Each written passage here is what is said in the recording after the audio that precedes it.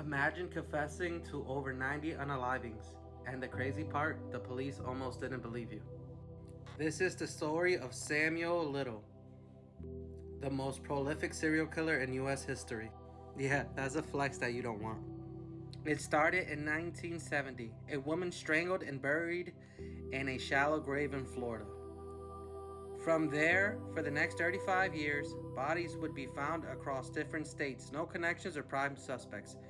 It would be decades for them to solve and connect Samuel Little involvement in these crimes. Samuel Little drifted across the country, Texas, California, and Florida, basically playing real life Where's Waldo, except Waldo was unaliving everybody. His victim, mostly vulnerable women, and here's the crazy part. He didn't use any weapons, he just used his hands. Which means most of these deaths were ruled as overdoses or accidents, so he just kept going. Dude was arrested multiple times for drug, assault, and all kind of stuff, but somehow he kept slipping through the cracks like a glitch in the system. It wasn't until 2012 that DNA finally linked him to multiple murders, and then, that's when things got wild. While in prison, Little started confessing, not like, yeah, I did a few things, no. He's like, I did 93. 93 unalivings.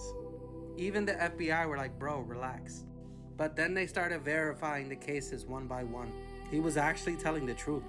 He even drew pictures of his victims from memory, faces he would never forget. That's not just creepy, that's terrifying.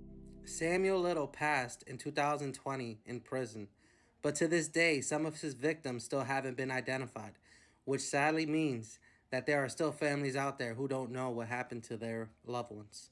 And that's the story of a man who hid in plain sight for decades, proving sometimes the scariest monsters don't even look like monsters at all. Follow, like, and share for more documentaries. Hopefully you enjoyed these. Thank you for watching.